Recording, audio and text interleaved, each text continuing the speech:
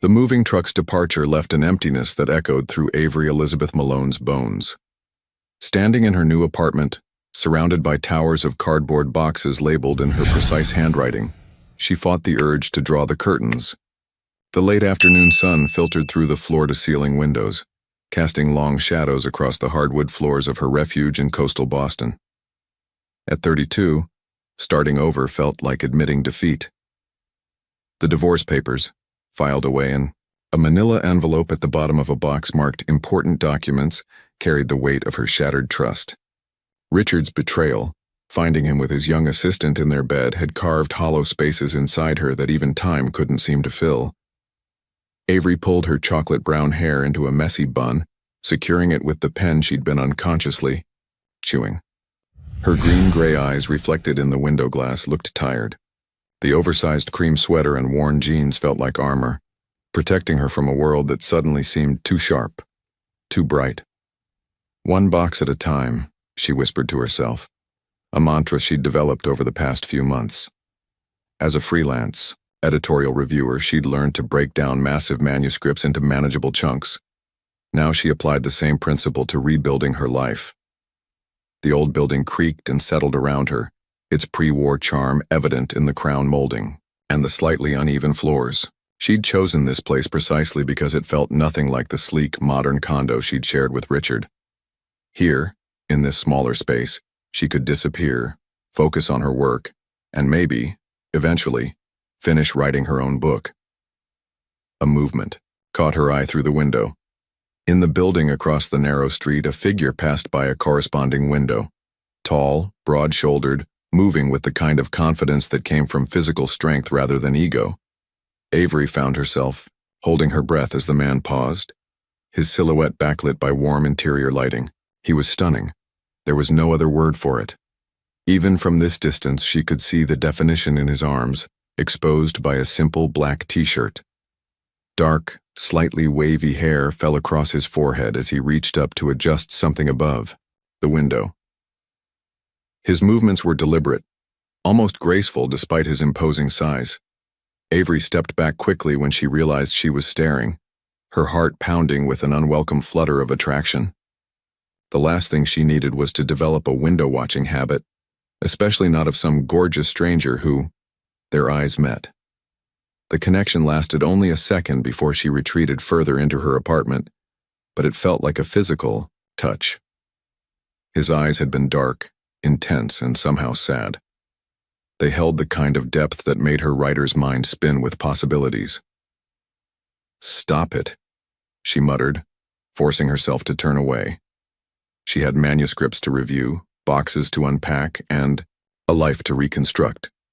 She didn't have time for mysterious neighbors or the way their glances made her pulse quicken. But as she worked through the evening, organizing her home office and setting up her workspace, she found her gaze drawn back to the window. The man appeared periodically, going about his evening routine. He worked out on a mat near the window, the movements controlled and powerful. Later, he stood at what appeared to be a kitchen counter, eating alone and reading something on his phone. It struck her how solitary he seemed.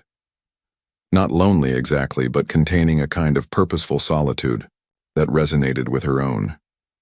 As night fell, Avery finally allowed herself to close the curtains. She curled up on her newly assembled bed with her laptop, trying to focus on the romantic comedy manuscript she was supposed to be reviewing. The words blurred together as her mind wandered to dark eyes and strong hands. Her phone buzzed. A text from her best friend Madeline. "Settled in yet? Please tell me you're not stress organizing your bookshelf by color again." Avery smiled, typing back. "No color coding. Yet. But I might have developed a slight window-watching problem." The response came quickly. "OMG. Spill. Hot neighbor?" She hesitated, fingers hovering over the keyboard. How could she explain the strange energy she'd felt in that brief eye contact? The way his presence seemed to fill not just his apartment, but somehow reach across the street into hers? "Maybe," she wrote back. "But I'm not looking. Not ready. Honey, you don't have to marry him. Just appreciate the view." Avery put her phone down, but Madeline's words lingered.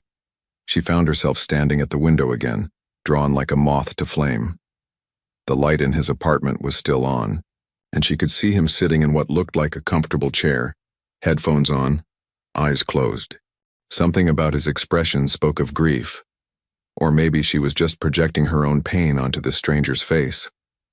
She watched as he reached up and ran a hand through his hair, the simple gesture somehow both vulnerable and masculine. Then, as if sensing her gaze, his eyes opened and found hers unerringly across the distance. This time, neither of them looked away immediately.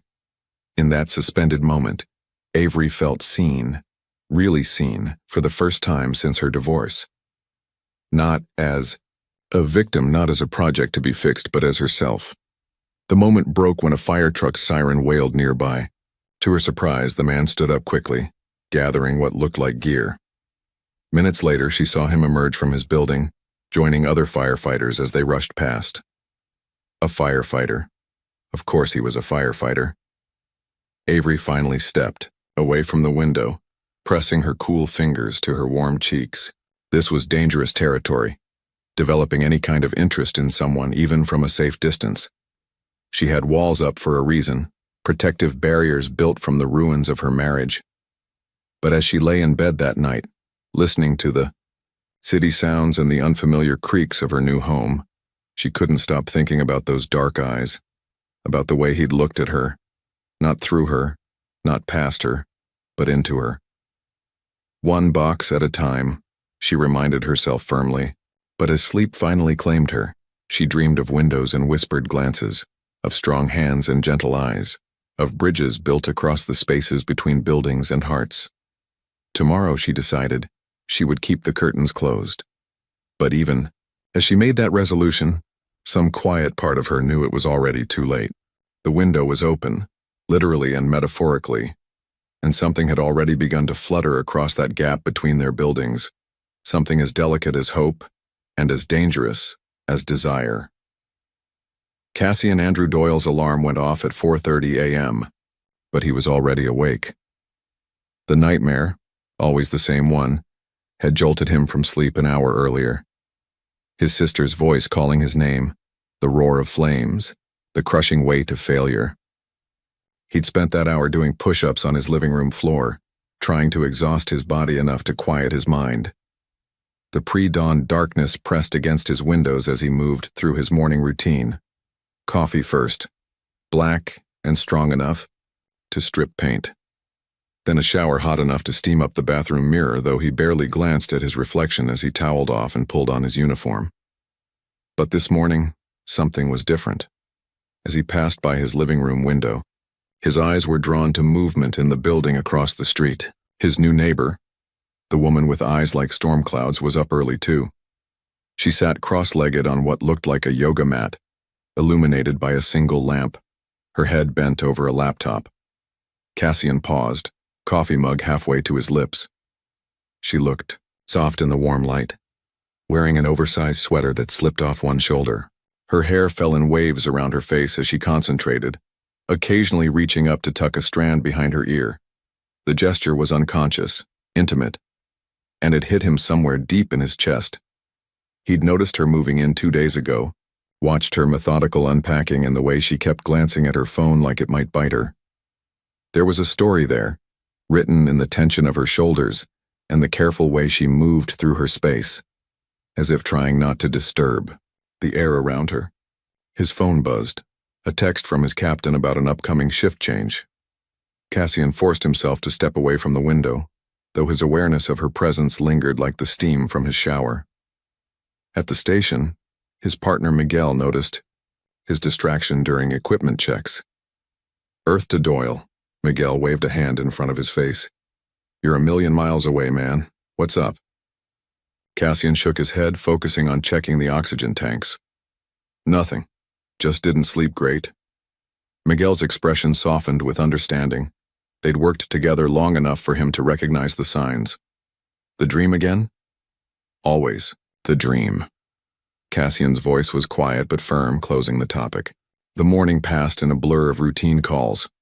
A kitchen fire caused by unattended cooking, a false alarm at an office building, an elderly woman who'd fallen and couldn't reach her phone. Cassian moved through each situation with the focused efficiency that had earned him respect among his colleagues, even if they sometimes called him the quiet one behind his back. It wasn't until their lunch break that Miguel brought up what he'd really been wanting to discuss. "Listen," he said, pushing aside his empty sandwich wrapper. "Regina's been asking about you. Says you haven't been to Sunday dinner in weeks." Cassian tensed. Miguel's wife had taken it upon herself to adopt him after learning about his sister, convinced that what he needed was family meals and gentle mothering.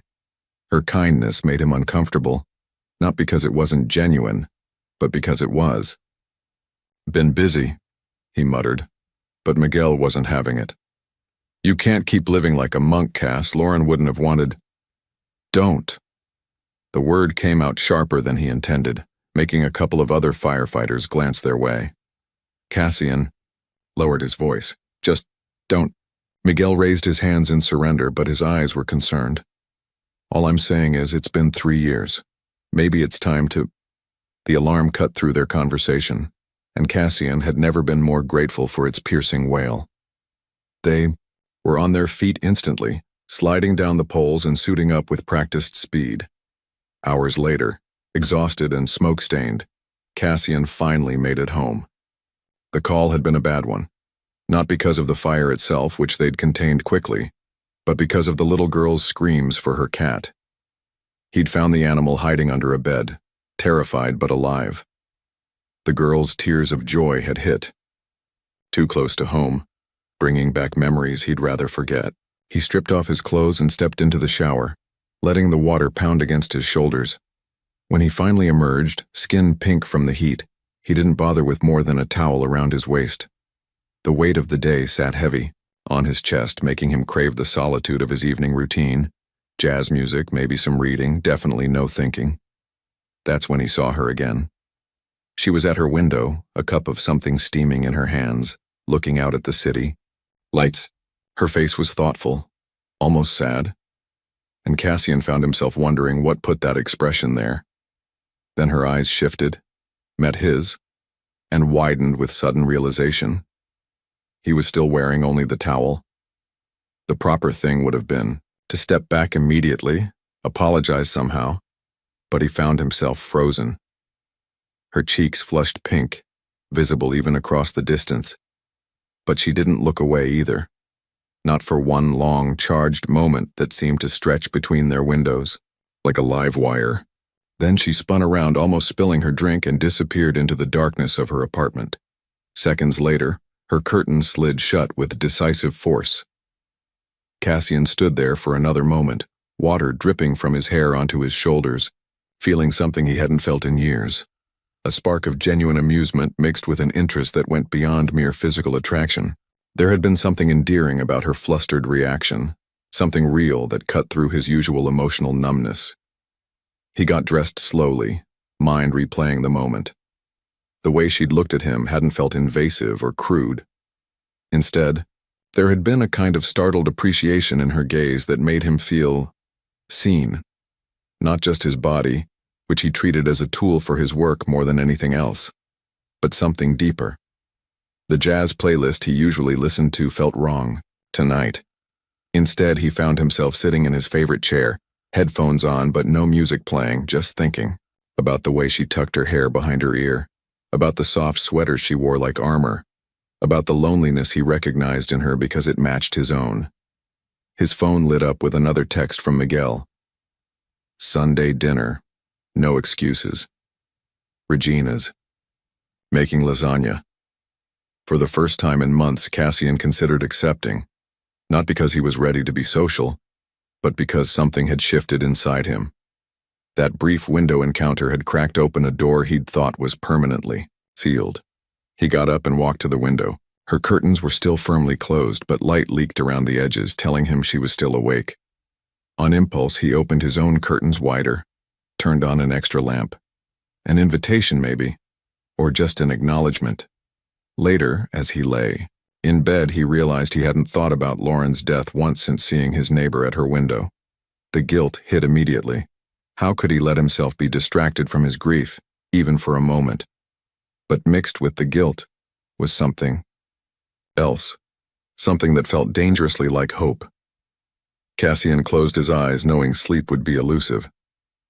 But instead of his usual nightmares, his mind kept drifting to storm-cloud eyes and flushed cheeks, to the way she'd looked at him like he was a person worth seeing. Tomorrow, he decided, he'd make sure to be more careful about the towel situation. But some quiet part of him hoped she'd be at her window again, drinking her evening tea, existing in parallel with his solitude until their worlds inevitably collided. 3 days. Avery had kept her curtains firmly closed for 3 days since the incident, as she'd started calling it in her head. 3 days of carefully avoiding any glimpse of her impossibly attractive neighbor and his everything. 3 days of pretending she couldn't still see the water droplets trailing down his chest, the way the towel had hung dangerously low on his hips, the unexpected vulnerability in his eyes when they'd met hers. Focus, she muttered, staring at her laptop screen. The manuscript she was supposed to be reviewing, a psychological thriller that was neither psychological nor thrilling, blurred before her eyes. Instead of plot holes, all she could think about were hole-in-the-wall coffee shops where she might run into a certain firefighter, or whether the local gym might be the one he used. Her phone chirped with an incoming email. Another job offer, this one for a romance novel. Avery almost laughed at the universe's sense of humor. The summer heat pressed against her closed curtains, making her small apartment feel even smaller. The air conditioning hummed weakly, fighting a losing battle against the Boston humidity. She got up to get a glass of water, then stopped dead in her tracks. The power went out. The sudden silence was absolute. Her AC unit's death rattle faded to nothing, leaving only the sound of her own breathing and the distant wail of car horns as traffic signals presumably went dark. Avery fumbled for her phone, using its light to navigate to her kitchen drawer where she kept emergency supplies. The beam revealed half a protein bar, some batteries, and exactly 0 flashlights. Perfect, she sighed, leaning against her counter. The heat was already building, making her tank top stick to her skin. She had 2 choices: stay in her increasingly stifling apartment, or venture out into what was likely a neighborhood-wide blackout. A crash from somewhere down the hall made the decision for her. The thought of sitting alone in the dark while strange noises echoed through the old building was too much. Grabbing her keys and phone, she headed for the stairs. The emergency. Lights cast an eerie glow in the stairwell. Other residents were making their way down too, a mix of annoyed muttering and nervous laughter echoing off the walls. Avery kept close to the wall, counting steps, trying not to think about how the darkness reminded her of those final days in her old apartment, when she'd hidden from Richard's attempts to explain. Outside, the street was chaos of a different kind. People spilled from buildings, gathering in clusters on the sidewalk. The summer sun was setting, painting the powerless buildings in shades of orange and pink.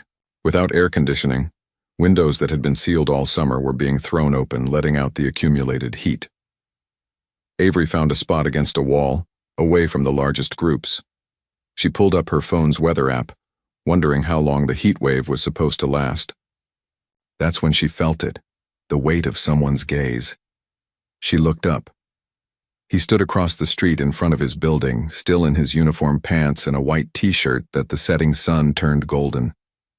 Their eyes met with the same electric recognition as always, but this time there was nowhere to hide. No curtains to close, no screen of glass between them. A group of tourists with maps passed between them, breaking the connection. When they cleared, he was gone. Avery let out a breath she hadn't realized she'd been holding, then nearly jumped out of her skin when a deep voice spoke from beside her. Here. He stood less than 2 feet away, holding out a bottle of water. Up close, he was even more devastating. Tall, enough that she had to tilt her head back to meet his eyes, with shoulders that made her want to write sonnets despite her general distaste for poetry. "Thank you," she managed, taking the bottle. Their fingers brushed. The contact sent a shiver through her that had nothing to do with the heat. "Power's out in a 6-block radius," he said. His voice was quiet, resonant with a slight roughness that made her think of whiskey and late nights. They're working on it, but it could be a few hours. Avery nodded, unsure what to say. How did one make small talk with a man they'd seen naked? Well, almost naked. Mostly naked. Nakedly enough that she'd spent 3 days trying to forget the exact angles of his. "I'm Cassian," he said, interrupting her increasingly dangerous train of thought. "Avery." She took a sip of water to hide her flushed cheeks. "You're a firefighter?" A small smile tugged at the corner of his mouth. What gave it away? The uniform, obviously, but also the way he stood, alert, aware of everything around them, ready to move at a moment's notice. The way other residents kept glancing his way, seeking reassurance from his calm presence. "Lucky guess," she said, and was rewarded with a slight deepening of his smile. A comfortable silence fell between them. Around them, the street had taken on a block party atmosphere. Someone had brought out a guitar. Children chased each other with glow sticks. The heat was still oppressive, but there was something almost magical about the way the lack of power had drawn everyone outside, away from their screens and air conditioning. "You're a writer?" he asked finally. Avery blinked in surprise. "How did you—" "The way you look out your window sometimes," he said, then seemed to catch himself. "I mean, I've noticed you working late, with manuscripts." So he'd been watching. Her too. The knowledge sent another shiver through her, this one settling low in her stomach. "I'm an editor mostly," she said. "Freelance. The writing is complicated." He nodded like he understood complicated. Another silence fell, but this one felt charged, full of things unsaid. Avery found herself studying his profile, the strong line of his jaw, the slight tension in his shoulders. He looked like a man carrying weights no one could see. "Listen," he said suddenly, reaching into his pocket.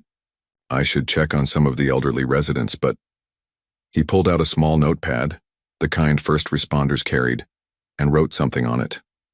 The movement of his hands was decisive but gentle, at odds with their obvious strength. He tore out the page and held it out to her. "In case the power stays out," he said, "or in case it doesn't." Avery took the paper, careful not to let their fingers touch again. She wasn't sure she could handle that twice in one conversation. His phone number was written in strong, clean strokes, along with his full name, Cassian Andrew Doyle. "Thank you," she said again, folding the paper carefully and slipping it into her pocket. It felt like a secret, a possibility, a door opening just a crack. He nodded once, then turned to go. She watched him move through the crowd, stopping to check on an older woman with a cane, helping a man with his stalled car.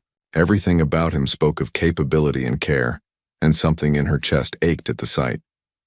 The sun had almost set now, casting long shadows across the street. Battery-powered radios competed with the guitar player. Someone had ordered pizza for the whole block.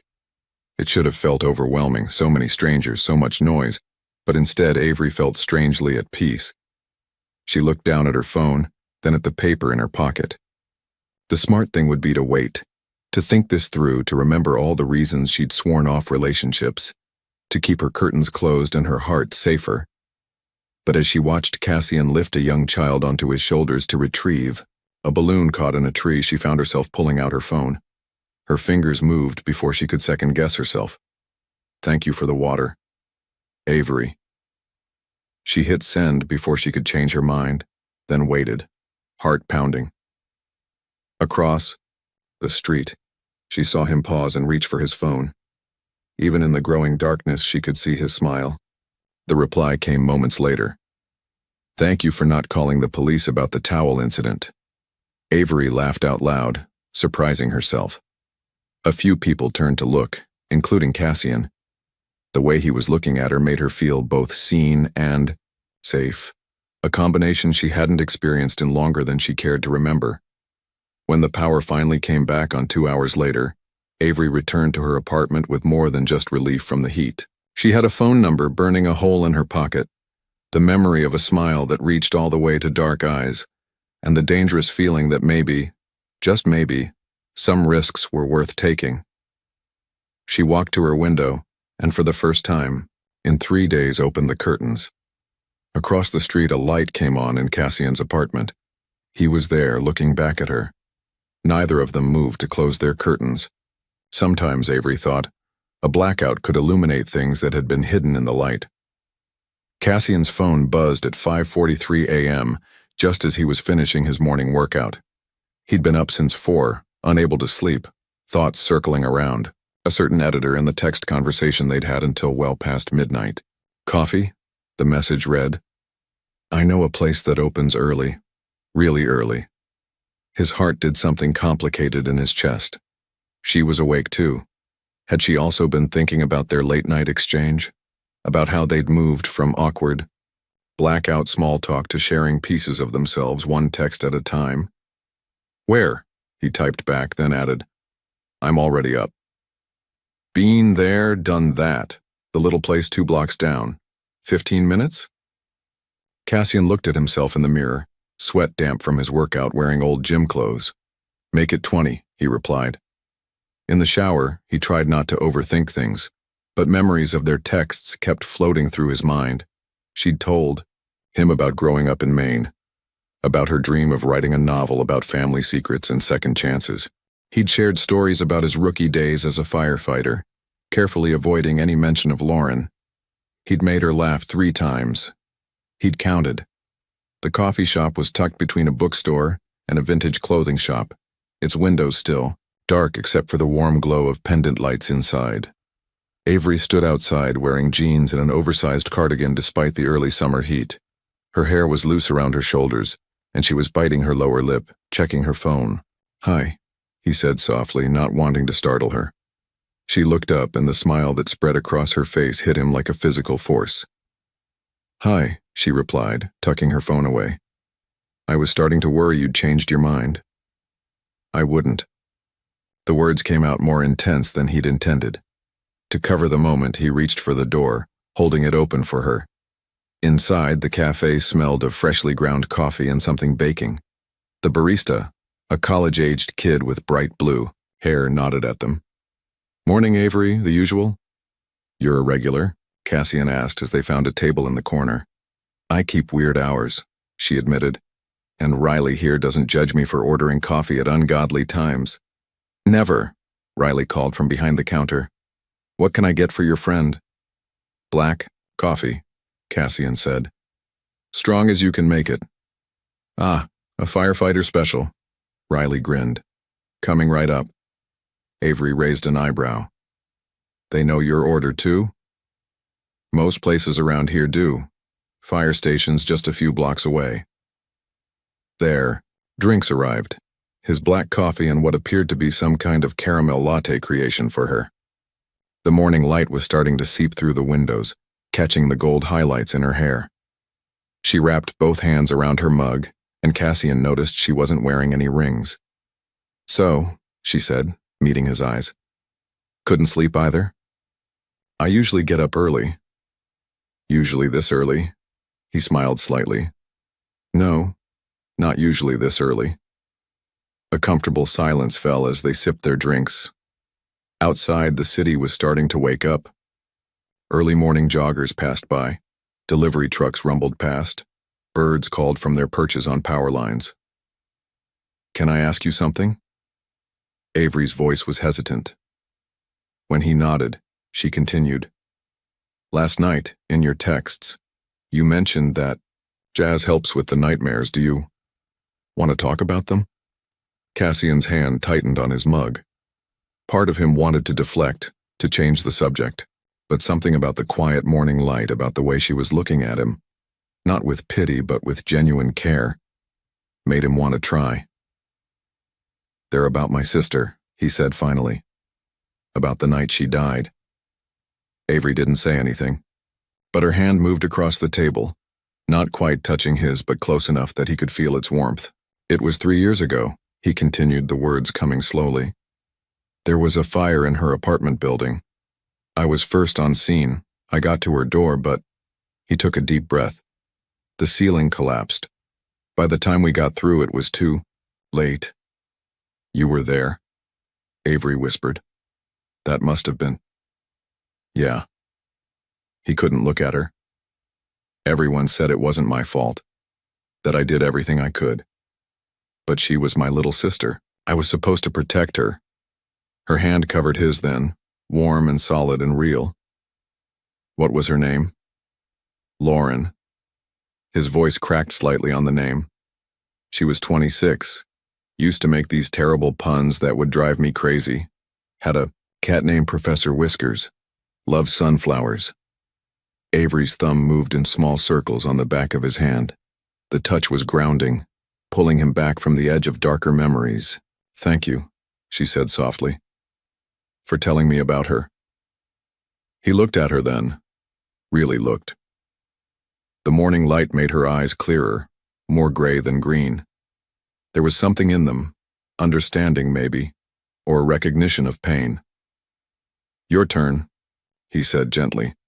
She withdrew her hand, wrapping it back around her mug. My turn? Something keeps you up at night, too. I can see it in the way you watch the street sometimes, like you're looking for shadows. Avery took a long sip of her drink, then set it down carefully. I was married, she said, for 5 years to a man named Richard. It ended badly. Cassian waited, letting her find her words. I came home early one day. Had a migraine, decided to skip my afternoon meetings. Her voice was steady, but her fingers were white-knuckled around her mug. Found him in our bed with his assistant. She was 22, wearing my favorite sweater. Anger flared in Cassian's chest, not hot and fast like during a fire, but slow and cold. The kind that made him want to find this Richard and... The worst part wasn't even the cheating, Avery continued. It was realizing that everyone knew. His friends, our neighbors, probably half my colleagues. Everyone but me. She laughed, but there was no humor in it. I felt so stupid, so blind. You weren't stupid, Cassian said, his voice low and fierce. He was the blind one. She looked up, startled by his tone. Their eyes met and held, and something electric passed between them. Understanding, recognition, the weight of shared pain and the possibility of something lighter. The moment was broken by Riley approaching with fresh coffees. On the house, they said, clearing away the empty mugs. You, too, looked like you could use a refill. Thanks, Riley. Avery smiled, but her eyes kept drifting back to Cassian. They spent the next hour talking about lighter things. His captain's terrible jokes, her current manuscript about a detective who could talk to houseplants, the best pizza place in the neighborhood. But something had shifted between them. Deeper connection forged in the quiet morning light. When Cassian's phone buzzed with a message from the station, they both knew their time was up. I have to go, he said, reluctant to break the spell of the morning. I know. Avery stood, gathering her cardigan closer despite the growing heat outside. Thank you for everything. They walked to the door together, close enough that their shoulders almost touched. Outside, the city was fully awake now, the streets filling with commuters and construction noise. Avery, Cassian said just as she started to turn away. She looked back and the morning sun caught her face, making her eyes luminous. Would you have dinner with me? Tonight? Her smile bloomed, slowly like a flower opening to the sun. Yes, she said simply. I'd like that. He watched her walk away, her hair catching the light, her steps lighter than they'd been earlier. Something in his chest felt lighter too, as if sharing the weight of his grief had somehow made it more bearable. His phone buzzed again, Miguel asking where he was. But before he headed to the station, Cassian looked up at the windows of their buildings now bright in the morning sun. The curtains were open on both sides, and somehow, that felt like a promise. Avery stood in front of her closet, surrounded by discarded outfits, while Madeline's voice came through her phone speaker. You're overthinking this, her friend said, amusement clear in her tone. It's dinner, not a presidential debate. I know, but... Avery held up a navy blue dress, then tossed it aside. This morning was different. We talked. Really talked. I don't want to mess this up. By wearing the wrong dress? by sending the wrong message. Avery sat on her bed, pushing aside a pile of rejected clothes. Too casual says I'm not taking this seriously. Too formal says I'm trying too hard. Too revealing says you're a woman who's attracted to the hot firefighter next door? Madeline interrupted.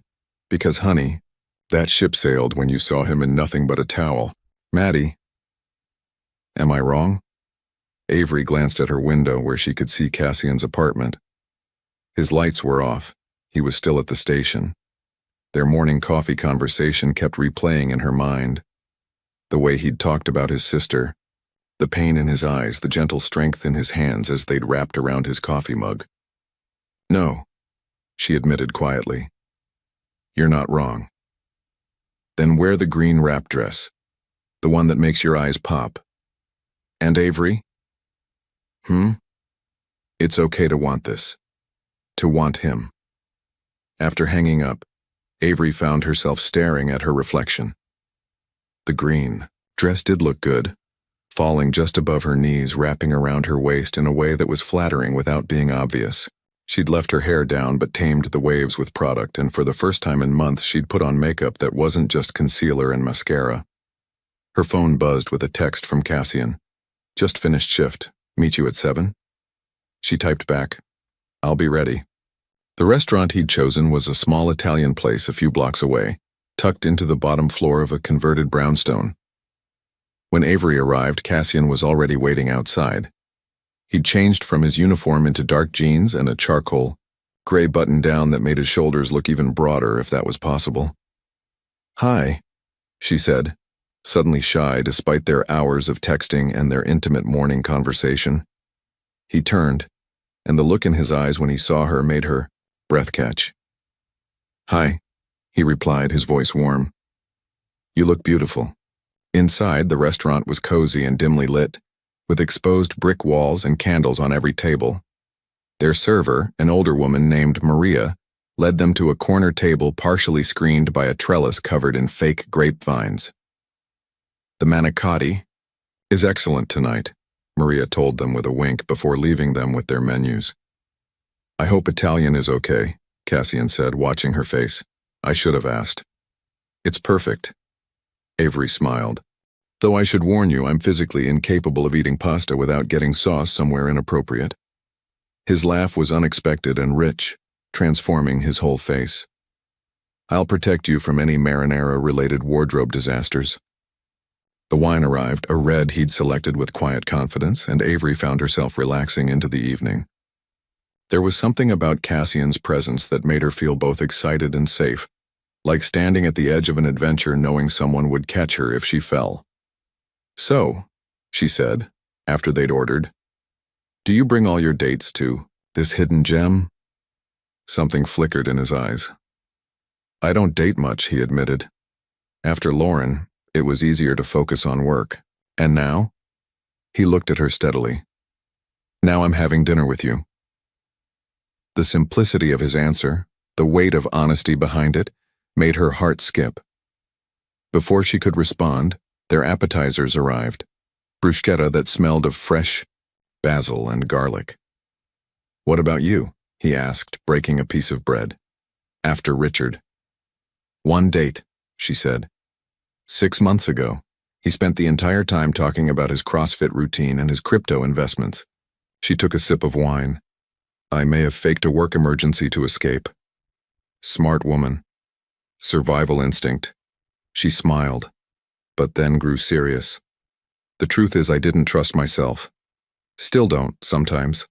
I thought I was a good judge of character, before Richard, but he fooled you. Cassian finished quietly. Yeah.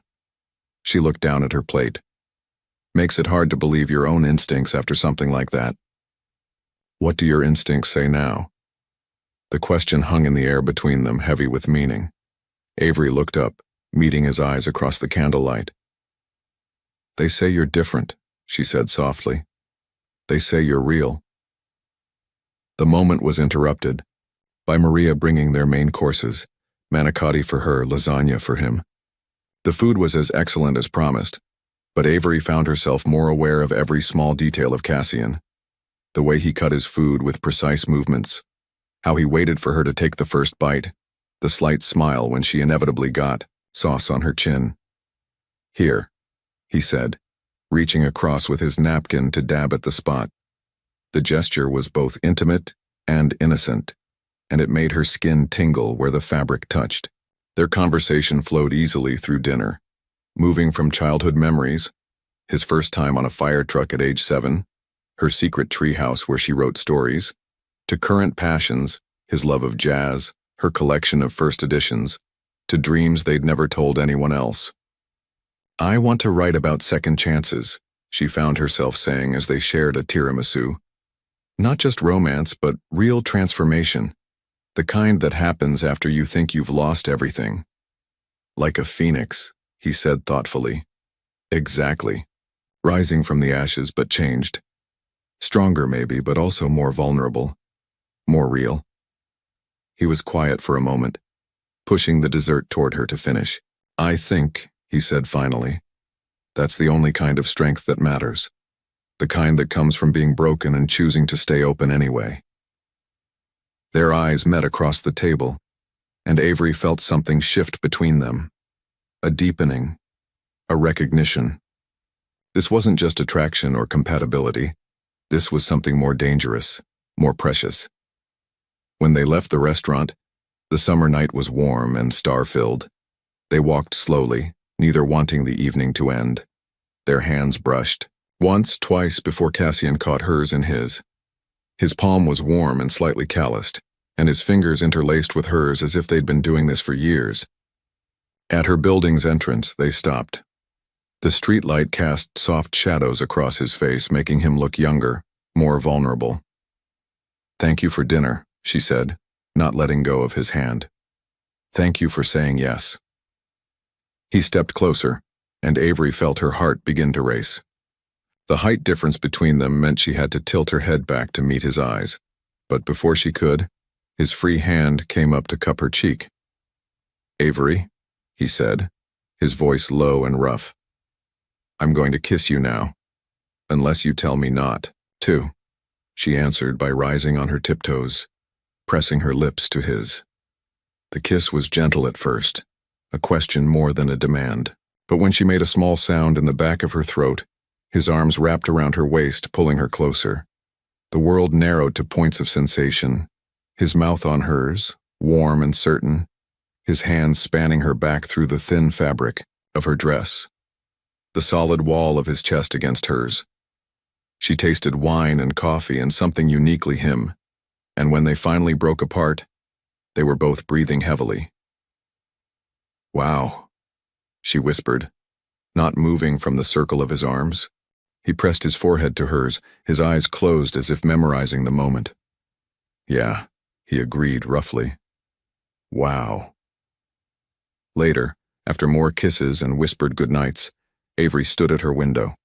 Across the street, she could see Cassian in his apartment, phone to his ear. As if sensing her gaze, he turned and saw her. Even across the distance, his smile made her knees weak. She touched her fingers to her lips, still feeling the ghost of his kiss. Outside her window, the city hummed with life.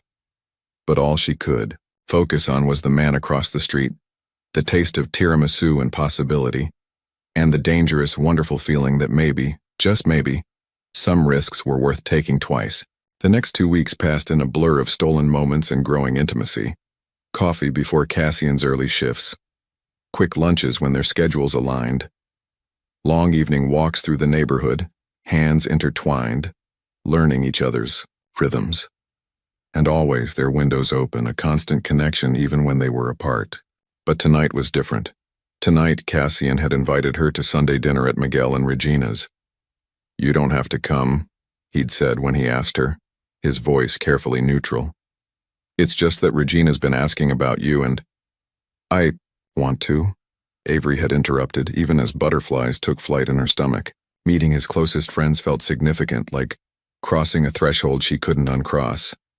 Now, standing outside the cheerful yellow house in suburban Boston, those butterflies had turned into pterodactyls. Cassian must have sensed her tension, because he squeezed her hand. "They're going to love you," he said softly. Before she could respond, the front door flew open. Regina was a whirlwind of energy in a floral apron, her dark curls escaping from a messy bun. "Finally," she exclaimed, pulling Cassian into a hug before turning to Avery. "And you must be the window girl." "Regina," Cassian groaned, but there was affection in his voice. "What?" That's how Miguel described her. "Cass is dating the pretty girl from the window across the street." She wrapped Avery in an unexpected but warm embrace. "I'm just happy he's finally letting someone in." Inside, the house was organized chaos. Two young children, Regina and Miguel's daughters, raced through the living room wielding plastic dinosaurs. The smell of garlic and tomatoes filled the air, and salsa music played softly in the background. Miguel emerged from the kitchen, grinning. "The famous Avery. Now we can finally hear your side of the towel story." "Nobody's telling that story," Cassian said firmly, but his hand found the small of Avery's back, warm and steadying. Dinner was a lively affair. Regina had made her famous enchiladas, and conversation flowed as easily as the wine. Avery found herself relaxing, drawn in by the family's obvious affection for each other and for Cassian. "He's different with you," Regina said quietly when they were clearing plates. The men had taken the girls outside to look at Miguel's new telescope. "More present, less haunted?" Avery suggested. Regina nodded. Lauren's death hit him hard. He blamed himself, withdrew from everyone, started working crazy hours taking the most dangerous calls. She glanced out the window where Cassian was lifting the younger daughter to see through the telescope. "This is the first time in 3 years I've seen him smile like that." Avery's heart squeezed.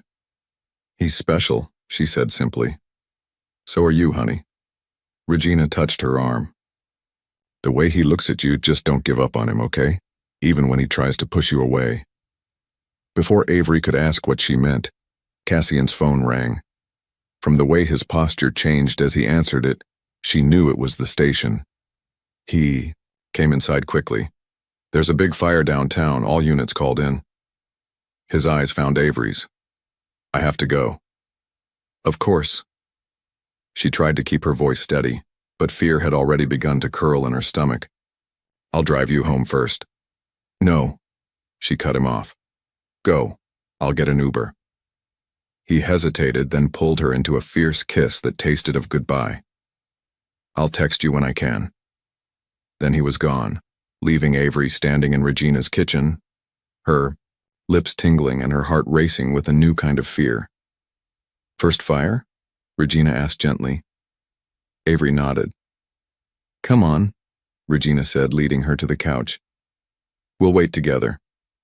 Hours passed. Miguel, also a firefighter but off duty with a sprained ankle, kept checking his phone for updates. The girls were put to bed. Regina made tea that grew cold in their cups, and Avery learned what it meant to love someone who ran toward danger, instead of away from it. Around midnight, Regina turned on the news. The fire had started in an old warehouse and spread to neighboring buildings. Footage showed flames lighting up the night sky, firefighters looking tiny against the inferno. "Turn it off," Miguel said sharply when they showed a section of roof collapse. Avery's phone buzzed. Her heart leaped, but it was just Madeline checking in. She tried to respond, but her hands were shaking too badly to type. "The first one is the hardest," Regina said, taking Avery's cold hands in hers. "But you learn to trust their training, their team, and you learn to trust them to come home." "How do you do it?" Avery whispered. "How do you love someone knowing that every shift could be—" She couldn't finish the sentence, but Regina understood. Because not loving them would be worse. Because they do this impossible, brave thing, and they need someone to come home to. Someone who understands both their strength and their scars. Another hour crawled by.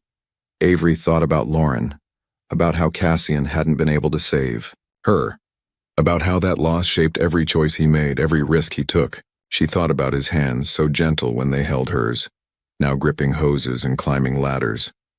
About his eyes, which saw through all her defenses, now staring into flames. Finally, At nearly 2 in the morning, Avery's phone lit up with a text. Safe, exhausted, can I see you? She was already grabbing her coat. Miguel insisted on driving her home, and the ride passed in tense silence. When they pulled up to her building, he turned to her. You're good for him, he said gruffly. Just be patient. Big fires like this, they bring up memories. He might try to push you away. Avery thought about Regina's earlier warning.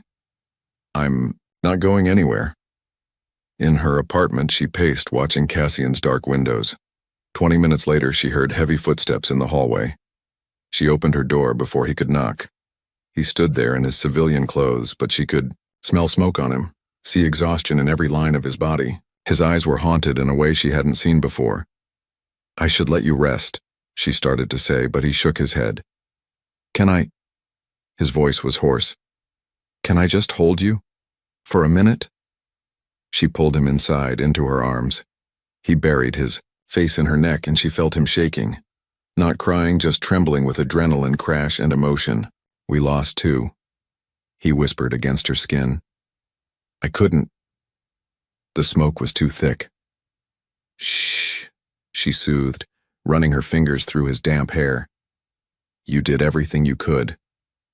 Like with Lauren? The words were bitter, self-loathing. Avery pulled back enough to frame his face with her hands, forcing him to look at her. Yes, she said firmly. Like with Lauren, you are not responsible for the fires, Cassian. You're just the one brave enough to fight them. Something broke in his expression. He kissed her then, hard and desperate, tasting of smoke and fear. She kissed him back, trying to pour everything she felt into it. Pride, worry, understanding, and something deeper that she wasn't quite ready to name. Later they lay on her couch, his head in her lap as she stroked his hair. The sky was beginning to lighten outside her windows. Across the street, his apartment stood dark and empty. Stay, she whispered. He didn't answer, but he didn't leave, either. And as the sun rose over Boston, Avery watched him finally sleep, his hand curled around hers like an anchor. She thought about what Regina had said, about loving someone who ran toward danger, about understanding both their strength and their scars. Looking down at Cassian's sleeping face, peaceful for the first time in hours, she realized she was already past the point of no return. This was what falling in love felt like. Not the careful, controlled affection she'd had with Richard, but something wild and terrifying and beautiful. Something worth fighting for, even if sometimes that meant fighting Cassian's own demons alongside him. A month into their relationship, Avery was learning Cassian's rhythms, the way he always woke before his alarm, how he needed silence after difficult shifts, the specific tension in his shoulders that meant Lauren was heavy on his mind. But she was also learning that love didn't automatically heal old wounds. Sometimes it just brought them closer to the surface. The email arrived on a Tuesday morning. Avery was at Been There, Done That, working on her novel while waiting for Cassian to finish his shift. The familiar ping barely registered until she saw the sender's name. Richard Maxwell. Her coffee turned to acid in her stomach. Subject: Can we talk? Her finger hovered over the delete button, but something made her open it. Avery, I've been thinking about us, about my mistakes. I miss you. The company isn't the same without you. Neither is my life. Can we meet? Just to talk. I owe you an explanation and so much more. Richard. You okay? Riley asked, appearing at her table with a fresh coffee. You look like you've seen a ghost. Something like that, Avery managed. The bell above the door chimed and Cassian walked in.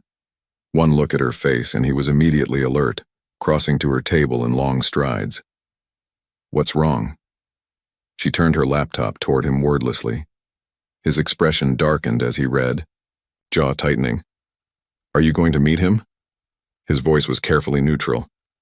I don't know. She closed her laptop. Part of me wants answers. Why he did it. If anything in our marriage was real. Cassian sat down, his posture rigid. And the other part? Is terrified of letting him back into my life in any way. She reached for his hand across the table. I'm not interested in reconciliation, you know that, right? He nodded, but something had shifted in his eyes. A shadow she recognized, the same one that appeared when he talked about Lauren, about not being able to save her. It's your decision, he said finally. But whatever you choose, I'm here. The rest of the morning felt off kilter. They went through their usual routine: breakfast, a walk through the park, but there was a new tension between them. Avery caught Cassian watching her with an expression she couldn't quite read. That evening, she was reviewing a manuscript when movement caught her eye. Through their windows, she saw Cassian in his apartment, pacing. He was shirtless, fresh from a workout, tension visible in every line of his body. Even from across the street, she could tell something was wrong. Her phone buzzed with his text. "Can I come over?" Minutes later, he was at her door. He'd pulled on a t-shirt but hadn't bothered with shoes, and his hair was still damp with sweat. Before she could speak, he pulled her into a kiss that was almost desperate in its intensity. "Cass," she gasped when they broke apart. "What's wrong?" He rested his forehead against hers, breathing hard. "I keep thinking about you meeting him, about him trying to win you back. That's not going to happen. You don't know that." He pulled away, running a hand through his hair. "People make mistakes. They realize what they've lost. They want second chances." Understanding dawned. "This isn't about Richard, is it?" Cassian went still. "What do you mean?" "This is about Lauren, about not being able to save her." Avery stepped closer, touching his arm. "About being afraid you can't protect the people you love." "I couldn't save her," he said, his voice raw. "I was right there and I couldn't. And now, with you, I can't protect you from him either. From the pain he caused, from whatever manipulation he's planning." "Hey." She framed his face with her hands, making him look at her. "I don't need you to protect me from Richard. I need you to trust me to protect myself." "I do trust you. I just..." He closed his eyes. "I can't lose anyone else." The vulnerability in his voice broke her heart. "Come here," she whispered, leading him to her couch. She sat down, pulling him with her until his head was in her lap, just like that night after the big fire. "When Lauren died," she said softly, running her fingers through his hair, "it wasn't because you failed. It was because, sometimes terrible, things happen that we can't control. Just like my marriage didn't fail because I was blind or stupid. It failed because Richard made choices that had nothing to do with my worth." Cassian was quiet for a long moment, his breathing gradually steadying. Under her touch, "I don't want to be like this," he said finally. "So broken." "You're not broken."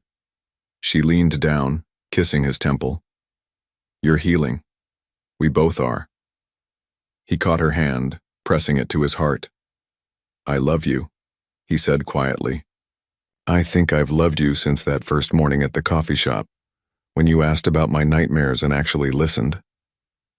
Avery's heart soared, even as tears pricked her eyes. "I love you too," she whispered. "Not despite your scars, but including them. All of you." He sat up then, pulling her into his lap. His kiss was different this time, slower, deeper, full of promise rather than desperation. She melted into him, feeling the solid strength of his body, the gentle way he cradled her face. When they finally broke apart, he pressed his forehead to hers. "What are you going to do about Richard?" "I'm going to email him back," she said. "Tell him that I don't need his explanations or his regrets, that I found something real, something worth protecting." Cassian's arms tightened around her. "Yeah?" "Yeah." She kissed him softly. "And then I'm going to finish my novel. About second chances, remember? But not the kind Richard wants, the kind we're giving ourselves." He smiled, that rare, full smile that transformed his whole face. The phoenix rising from the ashes. "Exactly." She traced his jaw with her fingertips. "And then maybe we could talk about making this arrangement more permanent." His eyes widened slightly. You mean? I'm tired of watching you through windows. I want to wake up with you, go to sleep with you, share a coffee maker and argue about whose turn it is to do laundry. You want to live together? Only if you're ready, she said quickly. I know it's fast, and with everything with Lauren, he cut her off with a kiss that left her breathless. Yes, he said against her lips. Yes to all of it. Later that night, they lay tangled together on her couch talking about logistics, whose apartment to keep, how to combine their furniture, whether his jazz records would fit with her book collection. Through the window, they could see his apartment, dark now except for the streetlights reflecting off the glass. You know what this means, Avery said, tracing patterns on his chest. No more window watching. No more silent glances across the street. Cassian pulled her closer. I think we're past needing windows to see each other, he murmured into her hair. She smiled, remembering their first real conversation. You see me? Always, he replied, echoing their beginning. Always and completely. Outside, the city hummed with life. Inside, in the quiet of her apartment, soon to be their apartment, Avery felt the last pieces of her heart's defense crumble. She had been so afraid of being hurt again, of trusting the wrong person. But loving Cassian wasn't about blind trust or desperate need. It was about choice, about seeing someone's darkness and choosing to walk beside them anyway, about letting someone see your scars and trusting them to touch them gently. As she drifted off to sleep in his arms, Avery thought about phoenixes and second chances, about how sometimes the most beautiful things could rise from the ashes of what was lost, and sometimes they lived right across the street, just waiting to be seen. Moving day dawned bright and clear, though the weather forecast promised late afternoon thunderstorms. Avery stood in her half-empty apartment, surrounded by labeled boxes and the echoes of the past 2 months. The walls that had once felt like a refuge now seemed too small to contain all that had changed. Her phone buzzed with a text from Cassian. Meeting at the station ran long. Miguel's bringing the truck. I'll be there in an hour. She smiled, remembering their debate about which apartment to keep. His was bigger, with better natural light and a proper kitchen. But hers had history now. Their first kiss, their first I love you, the night they decided to build a life together. In the end, logic won over sentiment. They were keeping his place, which meant today was about saying goodbye to her windows. A knock at the door interrupted her nostalgia. Expecting Miguel, she opened it without checking the peephole. Richard stood there instead. He looked exactly as she remembered. Expensive suit, carefully styled hair, the same cologne that used to make her heart race. Now, it just made her nauseous. Hello, Avery. She gripped the doorframe. What are you doing here? You didn't answer my email. He took a step forward, forcing her to step back or be touched. I was in the neighborhood for a meeting. Thought I'd try my luck. You shouldn't be here. Her voice was steadier than she felt. Richard's eyes swept the apartment, taking in the boxes. You're moving? Is that why you ignored me? Found someone new already? The condescension in his tone sparked something in her chest. Not fear, but anger. Not that it's any of your business, but yes, I'm moving in with my boyfriend. Boyfriend? He laughed, but it didn't reach his eyes. Come on, Ave, we both know you're not over us. The way things ended, she cut him off, was with you screwing your assistant in our bed. While wearing the watch I bought you for our anniversary. He had the grace to flinch. I made a mistake. I know that now. But what we had was a lie. The words came easily now, powered by months of healing and Cassian's steady love. You didn't respect me enough to be faithful, or even honest. And now you don't respect me enough to accept that I've moved on. Thunder rumbled outside, closer than expected. Richard took another step into her apartment. At least hear me out, he said, his voice taking on that reasonable tone she used to find so compelling. For old time's sake. She said you should leave. They both turned. Cassian filled the doorway, still in his uniform, his expression dangerous. Behind him, Miguel stood with his arms crossed. Richard straightened his suit jacket. This is a private conversation. No, Avery said firmly, moving to stand beside Cassian. It's not. It's trespassing. Leave, Richard. Don't contact me again. For a moment she thought he might argue.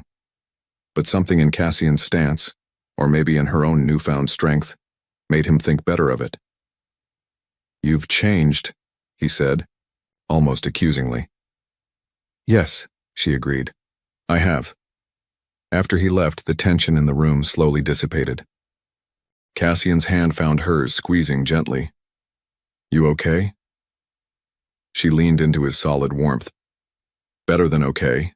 That was surprisingly satisfying. Miguel coughed. Not to interrupt the moment, but there's a storm coming and we've got a truck, full of boxes to move.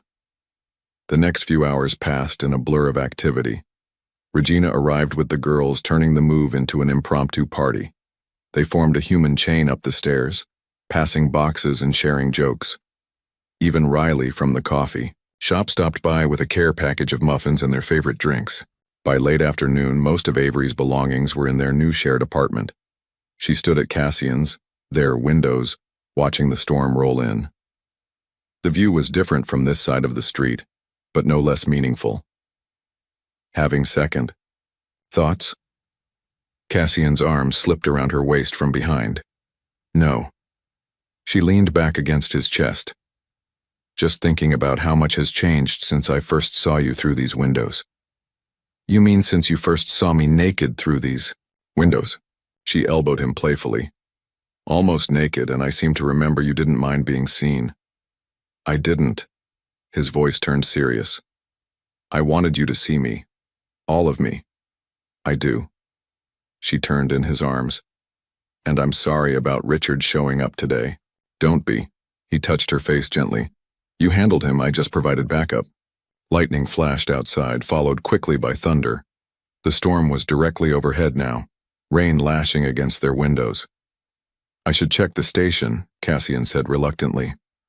Weather like this usually means extra calls. As if on cue, his phone rang. The call was brief, but she could tell from his expression what was coming. There's flooding in East Boston, he said after hanging up. They need all available units. Avery's heart clenched, but she kept her voice steady. Go. Be safe. He kissed her hard, then grabbed his gear. At the door, he paused. I love you. I love you too. She managed a smile. I'll be here when you get back. In our home. After he left, Avery stood at the windows watching the storm. She thought about Richard's visit, about how different she felt now compared to the woman who'd first moved into that apartment across the street. She was stronger now, more certain of herself. Love hadn't fixed her, it had given her space to fix herself. Her phone buzzed with a text from Regina. First storm since you moved in together. You okay? Yes, she wrote back. Worried, but okay. I understand now what you meant about loving someone who runs toward danger. It gets easier, and harder, and worth it every day. Lightning split the sky again, and Avery pressed her hand to the window glass. Somewhere out there, Cassian was helping people, facing the elements, being the hero she knew he'd always been. And here she was, in their home, being strong in a different way. By loving him enough to let him go, again and again. She turned to the boxes waiting to be unpacked. Their life together was just beginning, full of promise and possibility. Yes, there would be storms. Yes, there would be nights of worry and days of fear. But there would also be mornings of soft light and shared coffee, evenings of jazz music and quiet understanding, moments of passion and peace and everything in between. Through the rain-streaked windows, she could just make out her old apartment. The windows were dark now, waiting for new stories to unfold behind them. But her story, their story, was just beginning. Full of the kind of second chances that came not from running away from the past, but from building something new from its lessons. A text from Cassian lit up her phone. heading to the flood zone. Think of me? She smiled, typing back. Always come home to me. Count on it, Phoenix. Outside, the storm raged on. Inside, Avery began unpacking their books, mixing his jazz biographies with her novels, creating something new from the pieces of their separate lives. And she thought about how love was like a storm sometimes, wild and unpredictable and absolutely worth weathering, especially when you had someone to weather it with.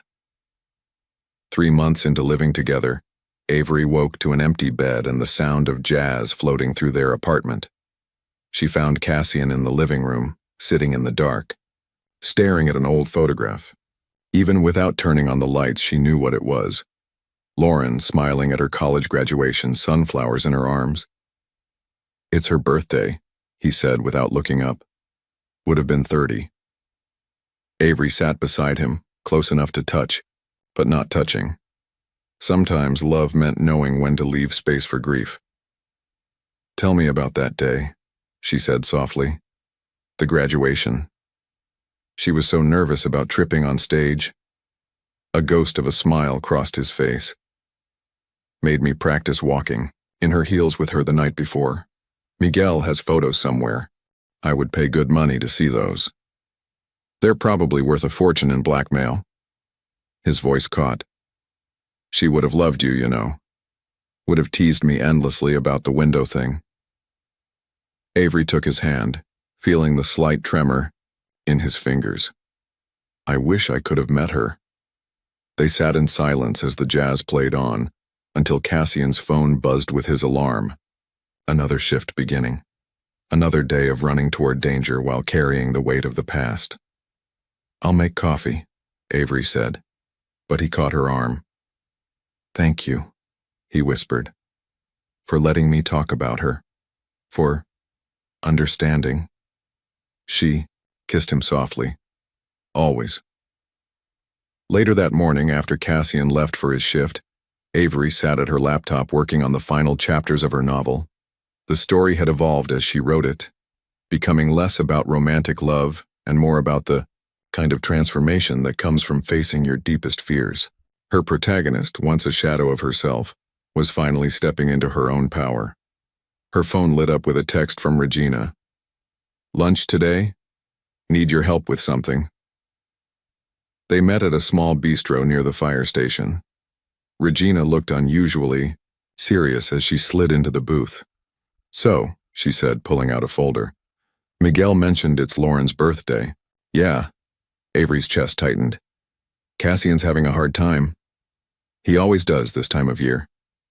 Regina opened the folder, which is why I want to show you these. Inside were photographs, dozens of them. Lauren through the years, from childhood to that final summer. Lauren and Cassian at the beach, at family dinners, making silly faces at the camera. And yes, there was even one of Cassian in heels, looking terrified and determined. These are amazing, Avery breathed. But why are you showing me? Because Cassian got rid of all his photos after she died. Couldn't bear to look at them. Regina's eyes were fierce with love and worry. But I think he's ready now, to remember her with joy instead of just pain. And I think you're part of why.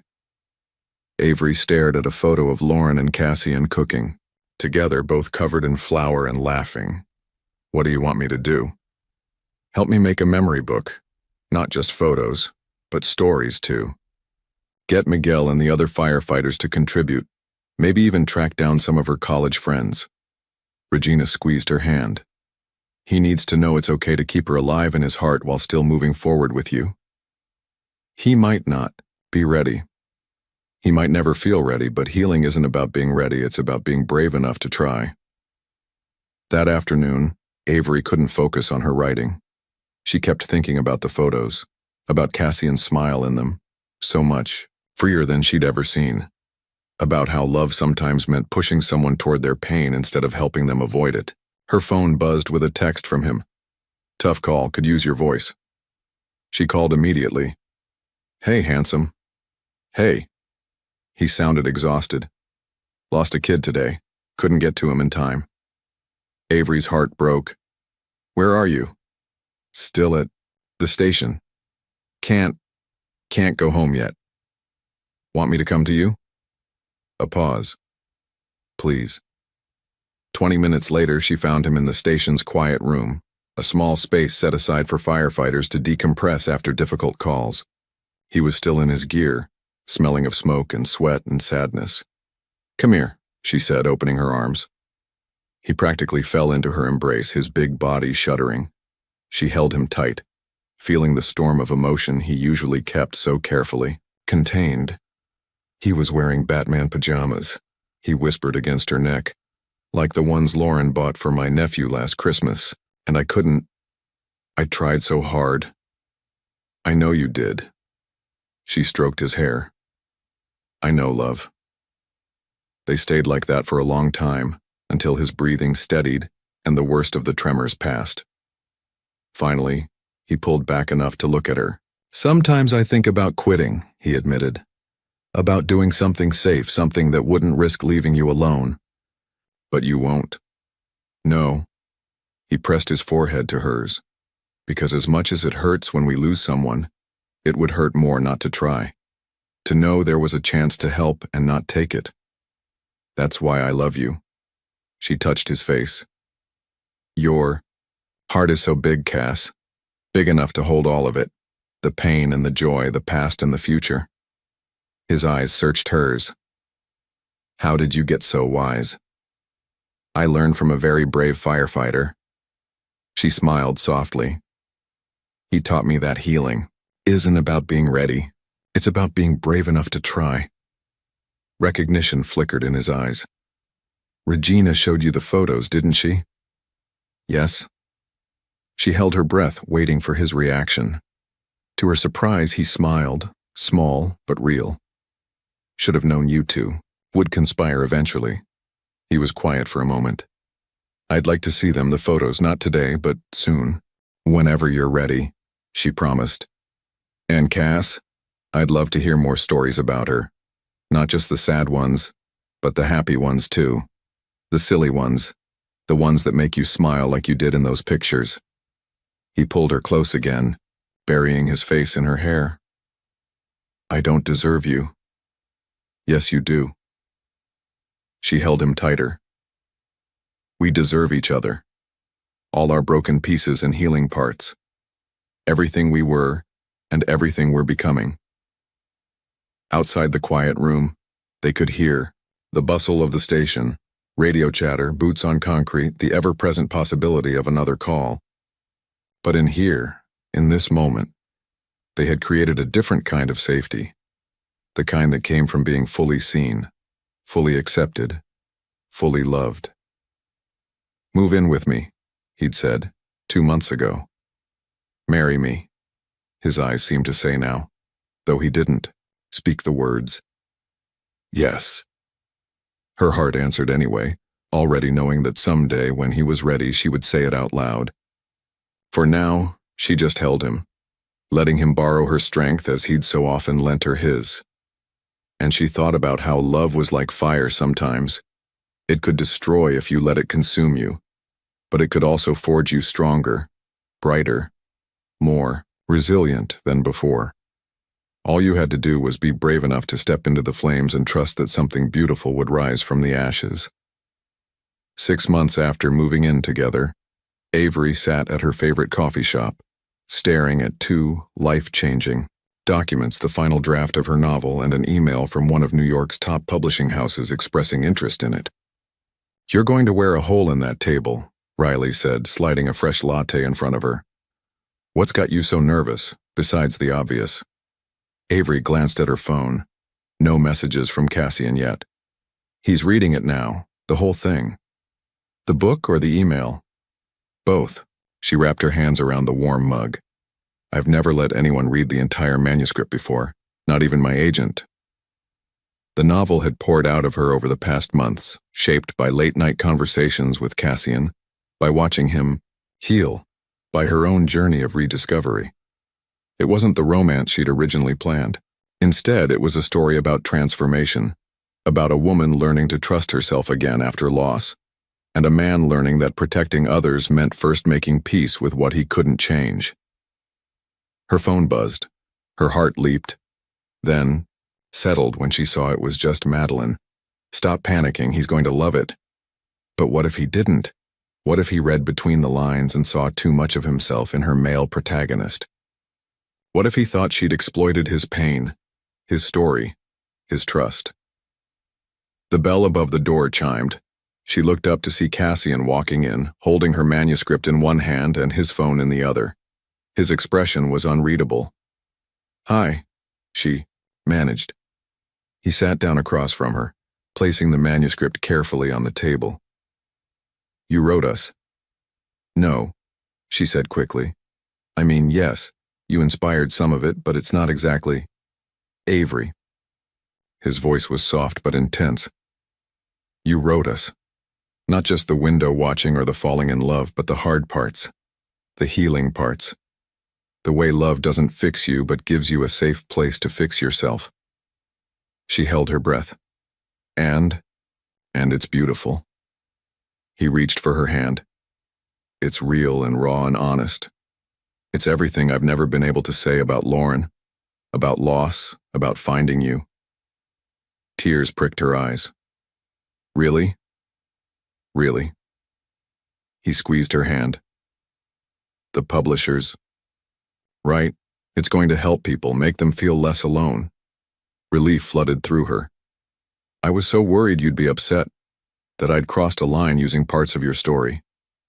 "Our story," he corrected gently, "and you didn't just use it, you transformed it, like a phoenix." Riley appeared with Cassian's usual black coffee, then tactfully retreated. Through the windows, they could see their old apartments across the street. New tenants lived there now, creating their own stories behind those windows. "There's something else," Cassian said, pulling an envelope from his jacket. "I was going to wait, make it more romantic, but this feels right." Avery's heart began to race as he slid the envelope across the table. Inside was a photograph she'd never seen before, Lauren in her hospital uniform sitting on a fire truck grinning at the camera. "Turn it over," he said softly. On the back, in Lauren's handwriting, "To my big brother, the bravest man I know. Thank you for always protecting me, but don't forget to live your own life too. Love you forever, Elle." "I found it last week," Cassian said, his voice rough. "Going through her old things for Regina's memory book. She must have written it right. Before..." He took a deep breath. "It feels like permission, you know? To be happy, to move forward." "Cass..." Avery's voice wavered. He stood up, then to her absolute shock got down on one knee beside her table. The entire coffee shop went silent. "I've been carrying this around for weeks," he said, pulling a small velvet box from his pocket. "Waiting for the perfect moment. But then I read your book, about how love isn't about perfect moments but about perfect understanding, about how sometimes the bravest thing we can do is let ourselves be happy." Avery's hands flew to her mouth as he opened the box, revealing a simple but stunning ring. "I love you," he said, his dark eyes full of emotion. "I love the way you see me. Not just the strong parts, but the broken ones too. I love how you've helped me remember Lauren with joy instead of just pain. I love that you wrote our story and made it something beautiful."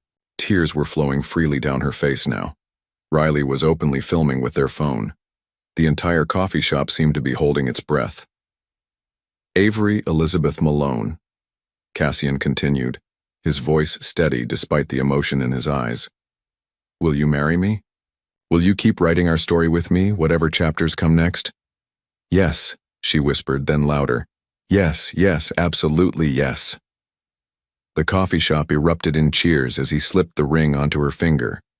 When he kissed her, she could taste the salt of happy tears, hers or his, she wasn't sure. "I love you," she murmured against his lips. "All of you, every chapter, every page." Later that evening, they sat in their apartment surrounded by their merged lives. His jazz records, her books, the memory album of Lauren they were building together. The ring caught the light as Avery typed out her response to the publisher. "What are you telling them?" Cassian asked, playing with her hair as she worked. "That their timing is perfect?" She smiled up at him. that sometimes the universe has a way of bringing all the pieces together exactly when they're meant to. Through their windows, they could see the city lights sparkling, but they weren't watching other lives anymore. They were living their own, writing their own story one day at a time. "Read me something?" Cassian requested, pulling her close. "From the book?" Avery opened her laptop to the final page. "Love isn't about being saved. It's about finding someone who makes you brave enough to save yourself. Someone who sees both your strength and your scars, and teaches you how to wear them both with pride.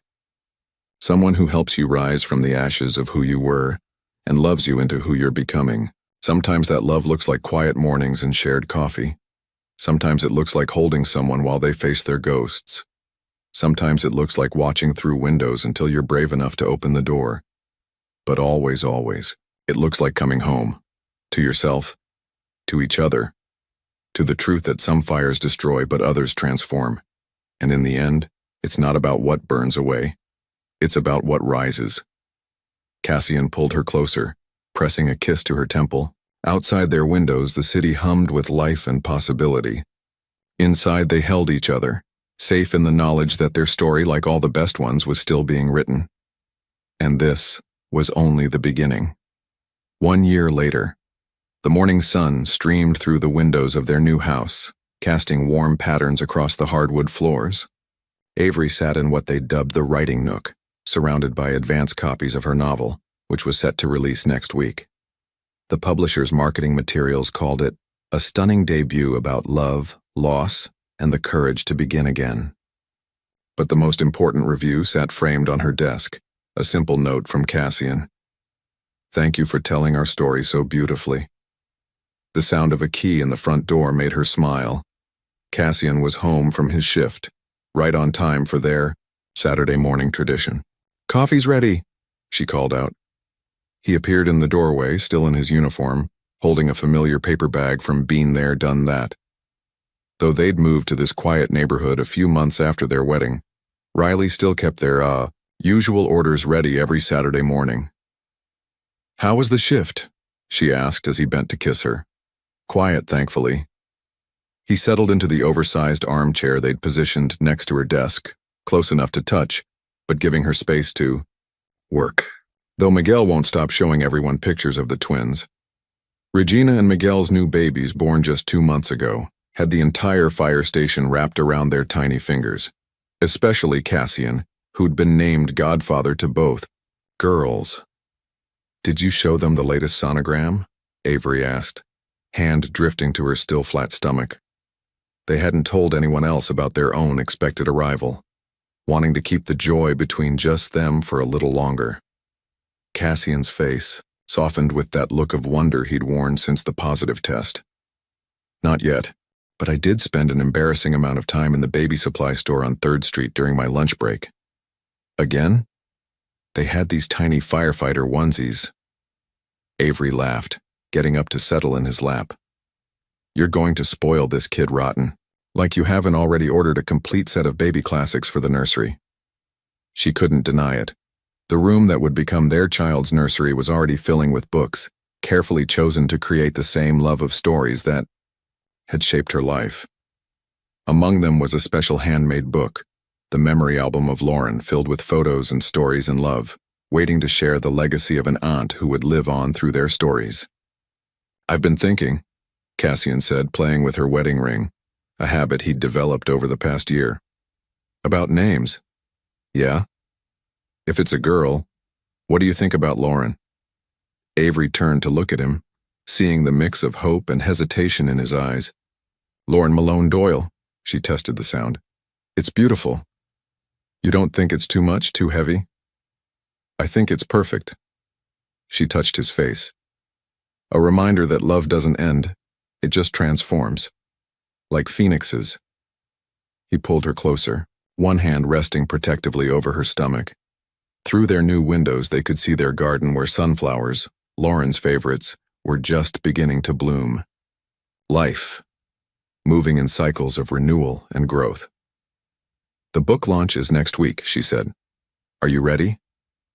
To watch my brilliant wife become a best-selling author?" "Absolutely."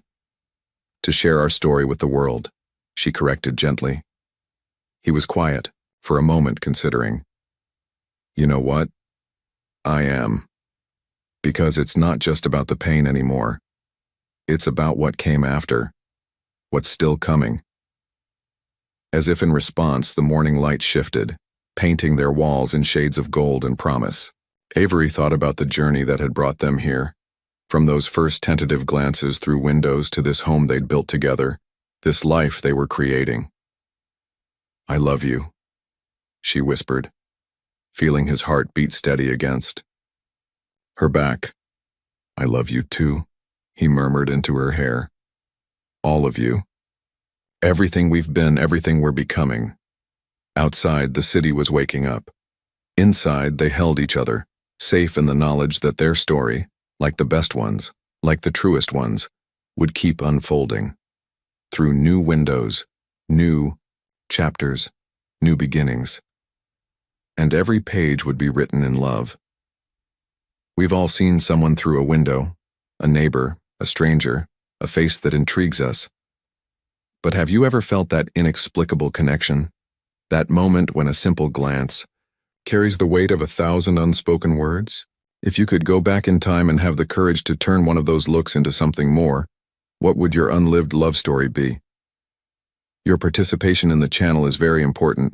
Please leave your opinion in the comments. Thank you for watching. If you enjoyed the story, please subscribe to our channel and leave a comment below letting us know what you thought. Your feedback and support mean a lot to us. Stay tuned for more exciting stories.